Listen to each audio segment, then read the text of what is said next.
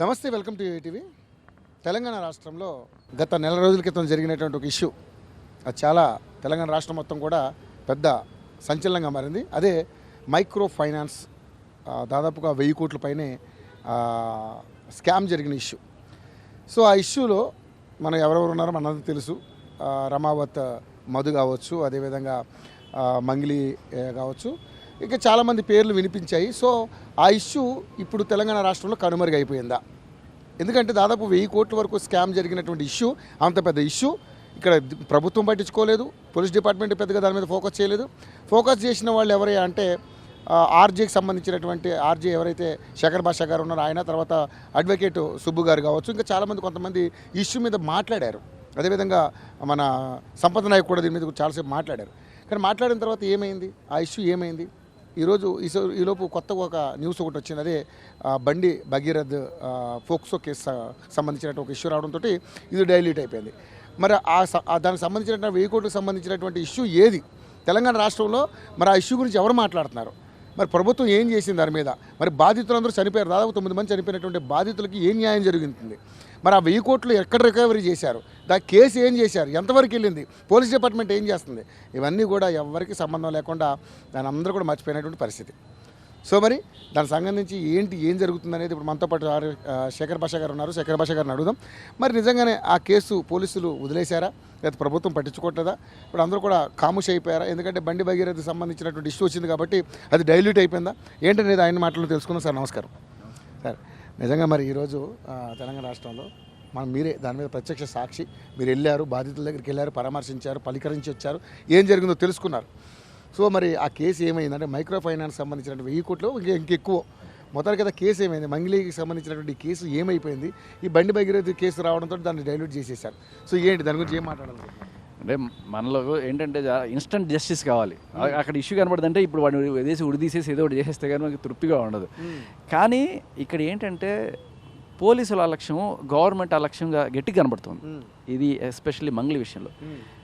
ఇప్పుడు తర్వాత వచ్చిన 2-3 ఇష్యూలు, అశ్వరెడ్డి ఇష్యూ కావచ్చు, తర్వాత ఇంకోటి ఈ బండి సంజయ్ గారి అబ్బాయి బండి భగీరథ కేసు కావచ్చు, ఈ ఇష్యూలు వచ్చినప్పుడు సరే పర్సనల్ ఇష్యూలు అని చెప్పి పక్కన పెట్టేశారు. ఈ ధర్మేంద్ర ఇష్యూ సరే వాళ్ళిద్దరికి సంబంధించి. బట్ ఈ బండి సంజయ్ వాళ్ళ అబ్బాయి కూడా ఇది కూడా పర్సనల్ ఇష్యూనే చెప్పాలంటే. ఇద్దరు అబ్బాయి ప్రేమించుకున్నారు, ఏదో చేశారు. బట్ దానికి ఒక రాజకీయమైన మైలేజ్ ఒకటి దొరుకుతుంది. ఇప్పుడు బీఆర్ఎస్ వాళ్ళు కావచ్చు, కాంగ్రెస్ వాళ్ళు కావచ్చు, ప్రత్యర్థి బీజేపీ కాబట్టి అది ఇష్యూ చిన్నదో పెద్దదో మనకు అనవసరం లేదు. అంటే మీరు చెప్పిన దీంతో కంపేర్ చేస్తే మంగ్లీ కేసుగా ప్రాముఖ్యత పొందిన ఈ కేసులో 9 మంది ఆత్మహత్యలు చేసుకొని చచ్చిపోతే అది ఎప్పటికీ పట్టదు. అబ్సల్యూట్లీ. అంటే మాకు రాజకీయ లబ్ధి లేకపోతే మేము ఏ రకంగానూ దీన్ని పట్టించుకోము.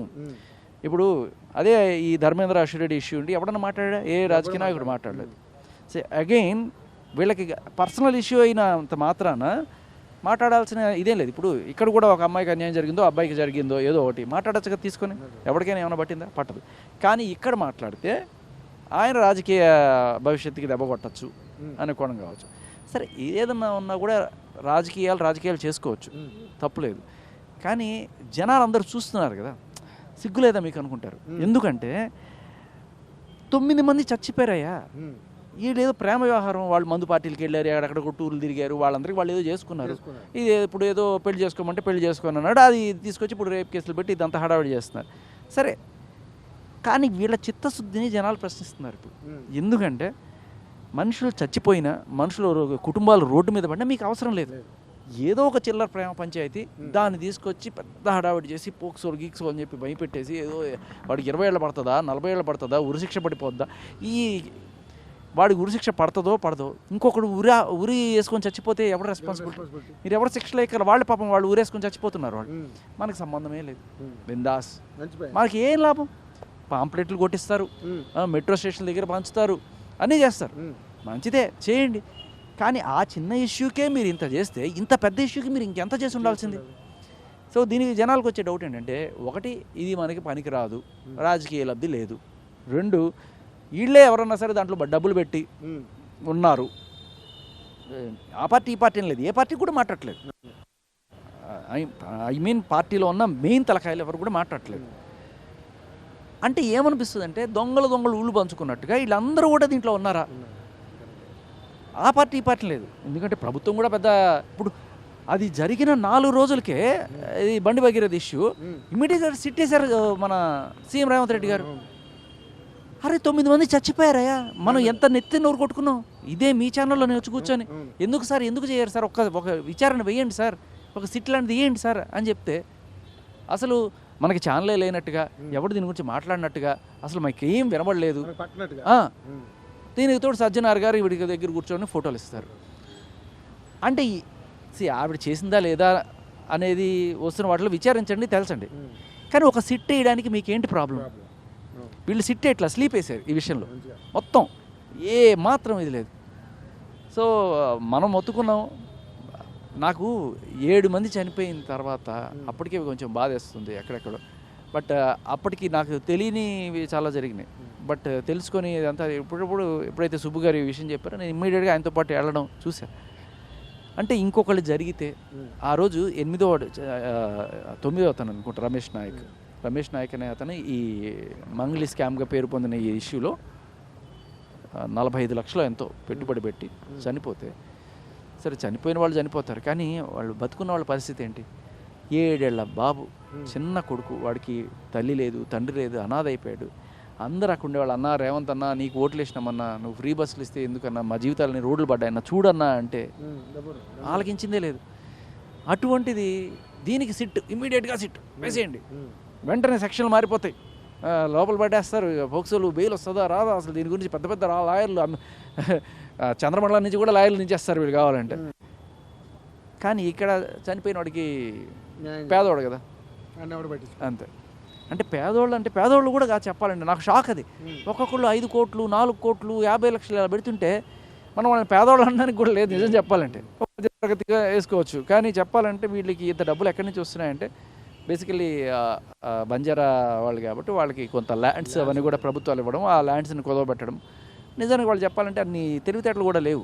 పెట్టే ముందు 17% వడ్డీ ఇస్తున్నావు అంటే ఎవడు నమ్ముతాడు? నువ్వు నేనైతే నమ్మం కదా. సో ఇక్కడ మనం ఒత్తుకుంటున్నాం సార్. నాకు ఎన్ని ఛానల్స్, కనీసం ఒక 50-60 ఛానల్స్లో చాలా సార్లు చెప్పా దీనికి సిట్ వేయాలి అని చెప్పి. చట్టం పని దాన్ని చేసుకుపోతుంది అనుకునే కోణంలో అయితే మరి అది కూడా ఈ భగీరథ పరిస్థితి కూడా చట్టం తన పని చేసుకుపోతుందని ఎందుకు వదలలేదు? మీరు సిట్ ఎందుకు వేశారు? మీకు జనాల సమస్య, మీ రాజకీయ ప్రత్యర్థుల్ని వాటి మీద పై చేయి సాధించడమే ఇక్కడ ముఖ్యంగా కనిపిస్తోంది అనేది జనాలకు అందరికీ అర్థమవుతుంది. అది కాంగ్రెస్ ప్రభుత్వం అయినా కావచ్చు, ఆర్ఎల్స్ బీఆర్ఎస్ ప్రత్యర్థి ఎవరైతే ఉన్నారో వాళ్ళు కూడా దీని గురించి ప్రశ్నించట్లేదు కదా. మంగళి ఇష్యూ గురించి వాళ్ళేం ప్రశ్నించట్లేదు. వాళ్ళకి కావాల్సిందల్లా బండి సంజయ్ ఆయన దొరికాడు అంతే. మేబీ ఆయన వీళ్ళని రాజకీయంగా ఏ విధంగా ఇబ్బంది పెడదామా ఈ రకమైన కోణంలో ఉన్నటువంటి చర్చలు జరుగుతుంది తప్పితే మీరు అన్నట్టుగా ఆ సిట్ ఏదో మరి 9 మంది చనిపోయారు కదా, ప్రభుత్వం దాని మీద సిట్ వేయచ్చు కదా, ఎందుకు వెళ్ళిపోతుంది? అంటే ఇప్పుడు ఏంటంటే ఆయన వీళ్ళని ఇబ్బంది పెట్టుంటాడు. బండి సంజయ్ గారు కూడా ఆయన రాజకీయ కోణంలో వీళ్ళని ఇబ్బంది పెట్టుంటాడు. అది మాత్రం వీళ్ళకి కనబడుతుంది. ఆయనకు అవకాశం దొరికితే వీళ్ళని ఇబ్బంది పెట్టకుండా వదులుతాడా? ఆయన టైం కోసం చూస్తాడు, నా కొడుకుని ఎట్లా చేస్తారా అని చెప్పి ఆయన చూస్తాడు. ఎప్పుడో మరి కవిత గారు లేకపోతే ఆ కేసులు లేకపోతే ఇంతకుముందు కేసులు ఏవో ఉంటాయి కదా, వీళ్ళని విమర్శించుకోవాలి, వాళ్ళు విమర్శించుకోవాలి. ఈ గోల్ ఎట్టగో ప్రతి చోట. కానీ మీరు ఈ గోలల్లో జనాలు అనేవాళ్ళు ఉన్నారయ్యా, మీకు ఒకళ్ళు ఓట్లేసారయ్యా, వాళ్ళని ఎందుకు మీరు జనాలకు అసలు మాకు సంబంధమే లేదమ్మా, మేము రాజకీయ చదరంగం అంతే. నేను చెప్తున్నా ఈ లెవెల్ ఈ పార్టీలు అందరూ కూడా, నేను బండి సంజయ్ గారు కూడా నేను అంటున్నా, ఇవాళ వాళ్ళ అబ్బాయి వెళ్ళి ఇరుక్కుంటే ఈ కేసులో, సరే అది ప్రేమ వివాదంగా అవ్వచ్చు, దాన్ని ఈ రకంగా చిత్రీకరణ ఉండొచ్చు, ఏమైనా ఉండొచ్చు, కానీ తీసుకెళ్ళి లోపలేశారు కదా. ఇలాంటి ప్రేమ వివాదాల్లో ఎంతమంది రిమాండ్ ఖైదీలు, ఇప్పుడు ఆయన వెళ్ళాడు కదా చెంచల్ కూడా, చర్లపల్లి అనుకుంటా, అక్కడ ఎంతమంది ఇలాంటి రిమాండ్ ఖైదీలు పోక్సో కేసులో మగ్గుతున్నారు అంటే ఇప్పుడు ఆయనకు అర్థమవుతుంది. వీళ్ళేంటి సెంట్రల్ గవర్నమెంట్ వాళ్ళు చట్టాలు చేసేస్తారు. పోక్సో కానీ అత్యాచారం కేసు కానీ పెడితే దానికి ముందు వెనక చూడకుండా రిమాండ్ తీసుకెళ్ళి, అంటే మనిషిని తీసుకెళ్ళి జైల్లో పెట్టేస్తారు. ఫస్ట్ పెట్టేసి తర్వాత విచారిస్తారు. మిగతా కేసుల్లో లాగా కాదు. మిగతా కేసుల్లో అయితే అంత విచారించి దాని మీద ఛార్జ్ షీట్ చేసి దానికి అంత గ్రావిటీ ఉంది అని తెలుసుకుంటే పెట్టాలి. బట్ దీంట్లో అట్లా కాదు, ముందు పెట్టేయాలి. బై డిఫాల్ట్ కేసు పెట్టామో ఇతను లోపల పెట్టాల్సిందే. అది ఎంత తప్పు. చాలా కేసులు బయట కాదనే తేలుతాయి, కానీ ఈ లోపల నువ్వు పెట్టే డ్యామేజ్ జరిగిపోతే అది నువ్వు తిరిగి తెచ్చేవలేదుగా. ఆ జైలు తీసుకెళ్ళి పెట్టింది ఇవంతా మీరు తిరిగి తెచ్చేవలేరు కదా. ఒకటేంటంటే ఈ కోణంలో బండి సంజయ్ గారు చేయాల్సిన పని ఏంటంటే ఇవాళ వాళ్ళ అబ్బాయికి జరిగినట్టే కొన్ని వేల మంది ఈ తప్పుడు పోక్సో కేసుల వల్ల తప్పుడు అత్యాచారం కేసుల వల్ల మీ అబ్బాయి ఎలా అయితే బాధపడుతున్నాడో అలా బాధపడుతున్నారనే విషయం మీరు తెలుసుకోవాలి. ఈ చట్టాలు మార్చండి అని చెప్పి సుప్రీంకోర్టు హైకోర్టు న్యాయమూర్తులు రోజు మొత్తుకుంటున్నారు. ఎందుకంటే వాళ్ళ కళ్ళ ముందుకు తెలుస్తుంది ఇది అత్యాచారం కాదని. వాళ్ళు లవ్ చేసుకున్నారండి, 16 ఏళ్ళ మాకు తెలియకుండా ఉంటుందా? ఒకప్పుడు 16 ఏళ్ళు మనం పెట్టుకున్నాం, ఇప్పుడు 18 ఏళ్ళు చేసేసారు. మాకు ఇబ్బందిగా ఉంది చూస్తూ ఆ పిల్లవాడిని తీసుకెళ్ళి లోపల ఏంటి, వాడికి 10 ఏళ్ళు ఏంటి 20 ఏళ్ళు అంటే మా వల్ల కావట్లేదు, మా మనసు ఒప్పుకోవట్లా అని చెప్పి వాళ్ళు చెప్తున్నా కూడా నిమ్మకి నేరెత్తినట్టుగా ఆ హోంశాఖ కానీ ఏం పట్టించుకోవట్లేదు. అమిత్ షా గారు ఆయన సహాయ మంత్రి ఈయనే కదా, ఇప్పుడు డైరెక్ట్గా సహాయ మంత్రిగా పడింది కదా. ఇప్పటికైనా రియలైజ్ అయ్యి వాళ్ళు ఈ చట్టాలు మార్చారు. పెట్టండి, నేను కేసులు పెట్టద్దు అన్నట్లా. ఒక అమ్మాయి వచ్చి పెట్టి నాకు అన్యాయం జరిగిందని, అమ్మాయి అయినా సరే అబ్బాయి అయినా సరే. ఇప్పుడు అబ్బాయి వచ్చాడు, ఆ ధర్మేంద్ర అనే అతను వచ్చాడు, అశ్వరెడ్డి నాకు ప్రేమించి మోసం చేసింది, పెళ్లి చేసుకుని పెట్టారు, కేసు పెట్టారు కానీ అమ్మాయిని తీసుకెళ్ళి లోపలేసారా? లేదు కదా. అమ్మాయిలకి ఆ వెసులుబాటు, అబ్బాయిలకి లేదు కదండి. తప్పు అంటున్నాను, ఉండిపోతున్నాడు. అదే అంటున్నా, తప్పది. ఇప్పుడు ఇక్కడ ఏంటంటే ఈ కేసులు కూడా తేలవు బయట. ఇప్పుడు ఎక్కడ ఈ మగాడికి ఆడవాళ్ళకు ఉన్న వ్యత్యాసం ఏంటంటే, మగాడి మీద కేసు పెడితే ఎఫ్ఐఆర్ నుంచి బెయిల్ దాకానే నీ కష్టాలు. నీకు నిజంగానే మీరు ప్రేమించుకున్నారు, అమ్మాయి వెళ్ళి ఇట్లా కేసు పెట్టింది, పోక్సో కావచ్చు లేకపోతే అత్యాచారం కేసు కావచ్చు పెట్టింది, ఏం చేస్తారు? మహా అయితే ఒక టర్మ్ అంటే 14 రోజులు లేకపోతే ఇంకొక 14 నెల రోజులు మహా అయితే జైల్లో పెట్టగలరు. తర్వాత బెయిల్ ఇచ్చేస్తారు, వచ్చేస్తారు. ఆ తర్వాత ఏమీ ఉండదు. నిజంగా మీరు తప్పు చేయకపోతే ఏమీ ఉండదు. కానీ మీరు తప్పు చేయకపోయినా కూడా ఈ నెల రోజులు ఎందుకు శిక్ష అనుభవించాలి అనేది పాయింట్. ఇప్పుడు జానీ మాస్టర్ కేసు తీసుకోండి, 6 ఏళ్ల తర్వాత 5 ఏళ్ల తర్వాత వచ్చి పెట్టడం. ఎన్ని కేసులు రీసెంట్గా ఏదో తమిళనాడులో ఒక కేసు వచ్చింది. ఒక ఆవిడ ఒక అమ్మాయిని 16 ఏళ్ళ అమ్మాయిని ఒక అబ్బాయి ఇలాగే లాక్కొని వెళ్ళి తీసుకెళ్ళి, అంటే ఏ కనెక్షన్ లేదు, ఇద్దరికి సంబంధం లేదు, చూసాడు దారిలో బాగుంది అనుకున్నాడు, బలవంతంగా లాక్కొని వెళ్ళిపోయాడు, తీసుకెళ్ళి అత్యాచారం చేసి చంపేసి పొదల దగ్గర అక్కడ పడేశాడు. సో అది పోలీసులు తీసుకుని ఛాలెంజింగ్గా తీసుకుని 70 రోజుల లోపల మొత్తం తీర్పు వచ్చేసింది. అబ్బాయికి 2 ఊరు శిక్షలు వేశారు, డబుల్ డెత్ పెనాల్టీ వేశారు. నేను తప్పలేదు, ఇప్పుడు అట్లాంటి వాళ్ళకి అట్టగా జరగాలి. కానీ ఇవాళ రేపట్లో అతను చేసింది అత్యాచారమే, ఇతను చేసింది కూడా అత్యాచారం సెక్షనే. ఏంటి తేడా? అంటే ప్రేమించడం శృంగారం అనేది అత్యాచారం అని చెప్పి చేసేసారు ఇవాళ. అది తప్పు అంటున్నా. అదే కదా, ఇప్పుడు అదే అంటున్నా. ఇప్పుడు మీరు గమనించండి, ఇప్పుడు బండి సంజయ్ గారు అబ్బాయి మీద పెట్టిన కేసు తీసుకుంటే వీళ్ళిద్దరు ప్రేమించుకున్న నాళ్ళు ఏ గోళ లేదు. ఎప్పుడైతే ఈ అబ్బాయి వదిలేసి వెళ్ళిపోయాడో అప్పటి నుంచి కదా గొడవ మొదలైంది. ఇప్పుడు నిజంగానే అత్యాచారం చేసిన వాడు ఆ అమ్మాయి మీద అత్యాచారం చేయడం వల్ల ఆ అమ్మాయి మానసిక క్షోభకి గురయింది అనుకుంటే వదిలేస్తే దరిద్రం వదిలిపోయింది అనుకుంటారు తప్ప, నువ్వు నా దగ్గర రాలేదని బాధపడుతూ కేసు పెట్టరు కదా ఎవరు. ఈ అబ్బాయి జనవరి 7 వదిలేశాడు, అప్పటి నుంచి వస్తాడా రాడా, వాళ్ళ నాన్న దగ్గరికి వెళ్ళడము, ఇట్లా అన్యాయమైంది, పెళ్లి చేసుకుంటారా చేసుకోరు, ఇవన్నీ. దీని అర్థం ఏంటి? మేబీ మహా అయితే పెళ్లి చేసుకుంటానని చెప్పి మాట ఇచ్చి అదే చేయలేదు. That can be A cheating కావచ్చు. ఇప్పుడు సేమ్ ఇప్పుడు ధర్మేంద్ర కేసు ఎట్లా ఉందో, చీటింగ్ కాదు, ఇది అత్యాచారం లేకపోతే పోక్సో ఇలాంటివి పెట్టడం వల్ల ఏంటంటే అవతల వాళ్ళని భయభ్రాంతులకు గురి చేసి సెటిల్మెంట్కి తీసుకురావడం కోసం పనికొస్తాయి ఇవన్నీ కూడా. ఇది తప్పు అంటున్నా. చట్టం అనేది మిస్యూజ్ చేయడానికి కాదు, ఏదైతే అదే పెట్టండి. వాళ్ళ మధ్య ప్రేమ ఉంది, కరెక్ట్. శృంగారం జరిగింది, కరెక్ట్. పెళ్లి చేసుకుంటానని మాట ఇచ్చాడు, కరెక్ట్. చేసుకోలేదు, ఇక్కడ వివాదం. ఇది కదా వివాదం మీరు చెప్పాల్సింది. ప్రపంచానికి ఇతను ఎలా ప్రొజెక్ట్ చేస్తున్నారు మీరు? ఒక రేపిస్ట్ లాగా project, which is wrong. Already జైల్లో కూడా పెట్టారు. ఎందుకు ఇవన్నీ? ఈ చట్టాలు మార్చాలనేది నా ప్రయత్నం. అబ్బాయి మోసం చేస్తుంటే మోసానికి తగ్గట్టుగా కేసు పెట్టండి, దానికి తగ్గట్టు చేసుకోండి, అంతే. అది తేలితే చేయండి.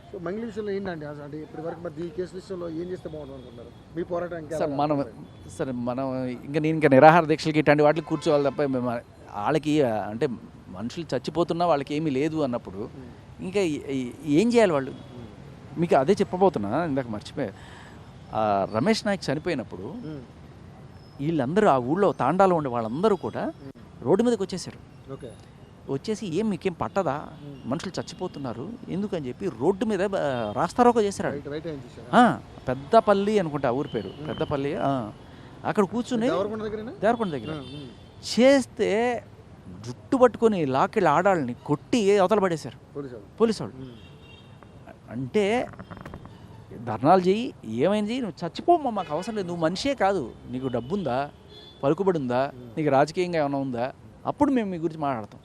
మీరు ఏమైనా అయిపోండి, మీరు మనుషులే కాదు మా దృష్టిలో అనేదే కనబడుతుంది. మీరందరూ ఎప్పుడు మనుషులు అవుతారు? ఎలక్షన్లకు 6 నెలల ముందు మీరు మనుషులు అయిపోతారు. అప్పుడు సడన్గా మీకు ప్రాణాలు వచ్చేస్తే మీ బాధలన్నీ మాకు తెలిసిపోతాయి. మీకోసం మేము వచ్చి మీ చెప్పులు కూడా నాకేస్తాం కావాలంటే. సిగ్గులేదు పొలిటికల్ పార్టీ, నిజంగా చెప్తాం కదా. ఆ పార్టీ ఈ పార్టీ లేదు, అన్ని పార్టీలు ఇంతే. ఏమీ చేయట్లేదు. జనాలు చచ్చిపోతున్నా మీకు పట్టదు. బయటికి ఏదైనా అయితే దళిత బంధు, దళితుల కోసం అసలు మామూలు కాదనమాట. మళ్ళీ రాజకీయాలు చేయడానికి దళితులు కావాలి. ఎలా అంటే ఒక దళిత మహిళని కించపరిచాడు అంటే దళితుల పార్టీలు కొంతమంది వీళ్ళకి పోస్టులు ఇస్తారు. వీళ్ళు ఏదైనా మాట్లాడినా ఏం చేసినా కూడా దళితుల్ని కించపరిచాడు అనే కోణంలో కేసులు పెట్టడానికి, ఇటువంటి పెట్టడానికి మాత్రం వీళ్ళు పనికొస్తారు తప్ప వాళ్ళు ప్రాణాలు పోగొట్టుకుంటున్నారు, వాళ్ళ జీవితాలు నాశనం అయిపోయినాయి. వాడుకోవడమే అందరినీ. అంతే సార్. దీనికి ఏదో చెయ్యాలి ఖచ్చితంగా, ఇది ఆలోచించాలి. అందుకని కొత్తగా కాంగ్రెస్ పార్టీని కొన్ని చట్టాలు పెడుతుంది. మరి ఏంటి కాంగ్రెస్ పార్టీ మీద మీ అభిప్రాయం ఏంటి? నేను ఇంకా దాని గురించి గట్టిగా విశ్లేషించలేదు. కానీ అంత ధైర్యంగా సుప్రీంకోర్టు జడ్జిలను కూడా ప్రశ్నించే అంత ఉంది అంటే దేర్ ఇస్ సంథింగ్ కూడా బాగా పెరుగుతుంది వాళ్ళకి ఉంటుంది. కానీ తొక్కేస్తున్నారుగా. ఐ థింక్ సోషల్ మీడియాలో అది కేసులు గట్టిగా పెడుతున్నట్టున్నారు. చూద్దాం. ప్రస్తుతానికైతే ఇంకా ఏమీ స్కెప్టికల్, దాని గురించి గట్టిగా మాట్లాడలేను నేను. సో ఇంకా దాని గురించి పూర్తిగా అంటే యాక్చువల్గా ఏంటంటే దాని మీద వాళ్ళకు మంచి ఇమేజ్ వస్తుంది. ఆ పార్టీకి సంబంధించి సోషల్ మీడియాలో కూడా బాగా వాళ్ళకి బాగా సానుభూతి కూడా ఎక్కువ వస్తుంది. ఎందుకంటే ఇట్లా ఉన్నాయి, చట్టాలు ఇలా ఉన్నాయి కాబట్టి ఈ చట్టాలను మార్చాలనే ఉద్దేశంతో వాళ్ళు కూడా బాగా పెట్టారు, కొన్ని చట్టాలు పెట్టారు. ఎవరైతే చీఫ్ జస్టిస్గా రిటైర్ అయ్యారో వాళ్ళని అసలు రాజ్యసభ సభ్యులుగా అనర్హులంటగా ప్రకటించడం, అదేవిధంగా ఏ ఎమ్మెల్యేని గెలిస్తే ఆ పార్టీ నుంచి వేరే పార్టీకి వెళ్ళడానికి కూడా లేకుండా కొన్ని రూల్స్ బాగానే పెట్టారు. కానీ మరి వర్కౌట్ అవుతాయో లేదో చూడాలి. అంతెందుకు సార్, రీసెంట్గా ఒక అబ్బాయి పాపం ఎవరు యాక్చువల్ చిరంజీవి గారికి కూడా వాళ్ళు సవాల్ విసిరారు. తర్వాత ఏదో అంటే మీరు 2 జీతాలా లేకపోతే 2 పెన్షన్లు తీసుకోకూడదు అనే ఇది కూడా చేశారు వాళ్ళు. మీరు దాంట్లోనూ తీసుకొని దీంట్లోనూ తీసుకొని ఆల్రెడీ మీరు ఇంత సంపాదించుకున్నారు సార్, ఇంకా ఎందుకు జనాల డబ్బులు మీకు అని వాళ్ళు చేశారు. అవును, దాని గురించి ఎవరు ఆలోచించలేదు వరకు. సో ఇలాంటివి చాలానే ఉన్నాయి మార్చుకోవాల్సింది. బట్ ఇవన్నీ ఒక పక్క అయితే నేను అనేది ఏంటంటే మనుషులు చచ్చిపోతున్నారు, వాళ్ళని పట్టించుకోవట్లేదు. ఒకటి, మనుషుల్ని చేయని నేరాలకు తీసుకెళ్ళి జైల్లో పెట్టాడు. అంటే ప్రేమించడం అనేది ఇవాళ అత్యాచారంతో సమానం ఇండియాలో. గుర్తుపెట్టుకోండి, మగాళ్ళందరూ గుర్తుపెట్టుకోవాల్సిన విషయం ఏంటంటే ఇవాళ మీరు అత్యాచారం చేసి ఉండకపోవచ్చు, మీరు సంసారమే చేస్తుండొచ్చు, అమ్మాయితో ఒక 6 నెలలు హ్యాపీగా కలిసి ఉండొచ్చు. ఏ రోజైనా సరే ఆ అమ్మాయి పోలీస్ స్టేషన్కి వెళ్ళి అవును ఇన్నాళ్ళు నా మీద అత్యాచారం చేస్తున్నాడు, ఎలాగమ్మా కలుసున్నావు కదా అంటే లేదు ప్రతిరోజు నాకు చాక్లెట్ ఇచ్చి అత్యాచారం చేస్తాడు, చాక్లెట్లో మొత్తం మంది కలిపాడు, లేకపోతే కూల్ డ్రింక్లో మొత్తం మంది కలిపాడు. ఆ మాత్రం తెలివి పోలీసులకి ఉంది. వాళ్ళకి చూసిన వెంటనే తెలుస్తుంది ఈ అమ్మాయి ప్రాస్టిట్యూటా లేకపోతే లవ్వరా లేకపోతే పాపం నిజంగానే మోసపోయిందా అనేది పోలీసులకి చూసిన వెంటనే అర్థమవుతుంది. కానీ ఈ చట్టము సిస్టము వాళ్ళని కట్టేసి వాళ్ళకి తెలిసినా కూడా కామ్గా ఉన్నారు. కొంతమంది ఏంటంటే అమాయకులు అన్యాయం అయిపోతున్నారని తెలిసి కూడా ఇంకా తప్పదు అనే కోణంలో అరెస్ట్ చేస్తున్నారు. కొంతమంది ఏంటంటే దొరికాడు కదా ఒక బకరా ఎంతో కొంత గుంజుదాం వీడి దగ్గర అనే కోణంలో కూడా ఇది చేస్తున్నారు. సో మంగ్లీ విషయంలో కూడా ఇదే జరిగింది అనుకుంటున్నాను. అయితే ఎక్కడికెక్కడ అందరికీ సర్దుబాటు జరిగింది అనేది చాలా మంది మాట్లాడారు. సార్ ఖచ్చితంగా ఇటువంటివి జరిగినా జరగకపోయినా గట్టిగా వేయాలి సార్, అప్పటికైనా సిగ్గు రావాలి వాళ్ళకి. ఎందుకంటే ఇప్పుడు ఇలాంటి మాట్లాడుకునే అవకాశం పోలీస్ డిపార్ట్మెంట్కి లేకపోతే రాజకీయ నాయకుల మీద జనాలు ఇలా మాట్లాడే అవకాశం మీరే ఇచ్చారు. ఎందుకంటే మీరు కనీసం దాని మీద కొంత చిత్తశుద్ధి చూపించలేకపోయారు. వీటి మీద చూపిస్తున్నది దాంట్లో ఒక 1% కూడా చూపించలేకపోయారు. అందుకని జనాలు ఇట్లా అనుకోవడం అస్సలు తప్పే లేదు. సో ఖచ్చితంగా అటువంటి ఉందే అనుకుందాం, దానివల్లే ఇది జరగట్లేదు అనుకుందాం.